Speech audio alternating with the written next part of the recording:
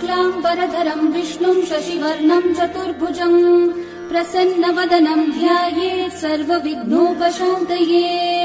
व्यासम् वसिष्ठनप्तारम् शक्तै पौत्रमकल्मषम् पराशरात्मजम् वन्दे सुखतातम् तपोनिधिम्। व्यासाय विष्णुरूपाय व्यासरूपाय विष्णवे नमो वै ब्रह्मनिधये वासिष्ठाय नमो नमः। अविकाराय शुद्धाय नित्याय परमात्मने सदैकरूपरूपाय विष्णवे सर्वजिष्णवे। यस्य स्मरणमात्रेण जन्म संसारबन्धनात् विमुच्यते नमस्तस्मै विष्णवे प्रभविष्णवे। ॐ नमो विष्णवे प्रभविष्णवे। श्रीभीष्मोवाच जगत्प्रभुम् देवदेवम् अनन्तम् पुरुषोत्तमम् स्तुवन्नाम सहस्रेण पुरुषस्तततोत्थितः तमेव चार्चयन् नित्यम् भक्त्या पुरुषम् अव्ययम् ध्यायन् स्तुवन्नमस्यम् च यजमानस्तमेव च। अनादिनिधनम् विष्णुम् सर्वलोकमहेश्वरम् लोकाध्यक्षम् स्तुवन्नित्यम् सर्वदुःखातिगो भवेत्। ब्रह्मण्यम् सर्वधर्मज्ञम् लोकानाम् कीर्तिवर्धनम् लोकनाथम् महद्भूतम् सर्वभूतभवोद्भवम् एष मे सर्वधर्माणाम् धर्मोऽधिकतमो मतः यद्भक्त्या पुण्डरीकाक्षम् स्तवैरर्चैर्नरः सदा।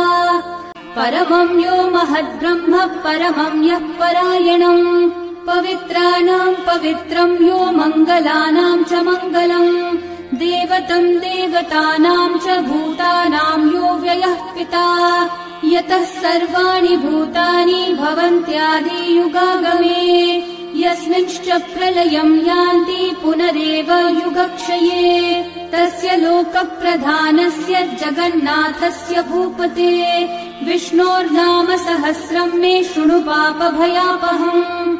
ऋषिर्नाम्नाम् सहस्रस्य वेदव्यासो महामुनिः छन्दोऽनुष्ठुप् तथा देवो भगवान् देवकीसुतः अमृतांशोद्भवो बीजम् शक्तिर्देवकी नन्दनः त्रिसामाहृदयम् तस्य शान्त्यर्थे विनियुज्यते। विष्णुम् जिष्णुम् महाविष्णुम् प्रभविष्णुम् महेश्वरम् अनेकरूपदैत्यान्तम् नमामि पुरुषोत्तमम्। अस्य श्रीविष्णोर्दिव्यसहस्रनाम स्तोत्रमहामन्त्रस्य श्रीवेदव्यासो भगवान् ऋषिः अनुष्ठुप्छन्दः श्रीमहाविष्णुः परमात्मा श्रीमन्नारायणो देवता अमृतांशोद्भवो भानुरिति बीजम् देवकी नन्दनः सृष्टेति शक्तिः उद्भवक्षोभणो देव इति परमो मन्त्रः शङ्खभृन्नन्दकी चक्रीति कीलकम् शार्ङ्गधन्वा गदाधर इति अस्त्रम् रथाङ्गपाणिरक्षोभ्य इति नेत्रम् त्रिसामासामगः सामेति कवचम् आनन्दम् परब्रह्मेति योनिः ऋतुः सुदर्शनः काल इति दिग्बन्धः श्रीविश्वरूप इति ध्यानम् श्रीमहाविष्णुः प्रीत्यर्थे सहस्रनाम जपे विनियोगः।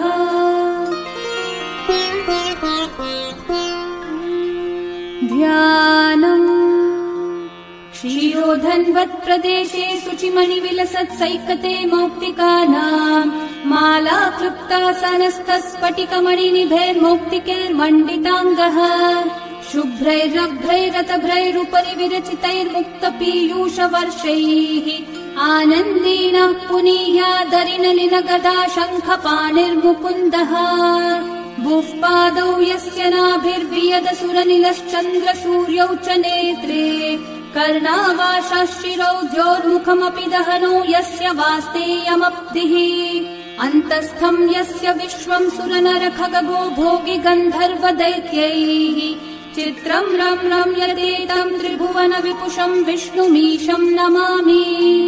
ॐ नमो भगवते वासुदेवाय।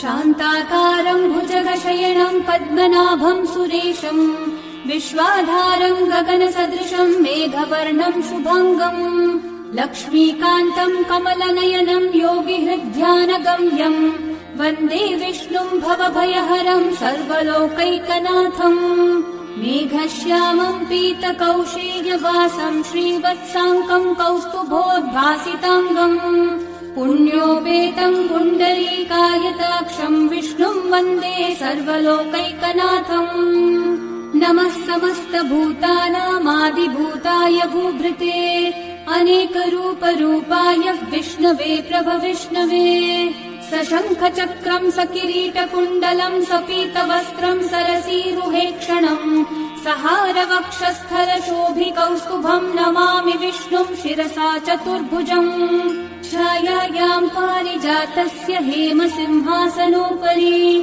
आसीनमङ्कुदश्याममायताक्षम् अलङ्कृतम् चन्द्राननम् चतुर्बाहुम् श्रीवत्साङ्कितवक्षसम् रुक्मिणी सत्यभामाभ्याम् सहितम् कृष्णमाश्रये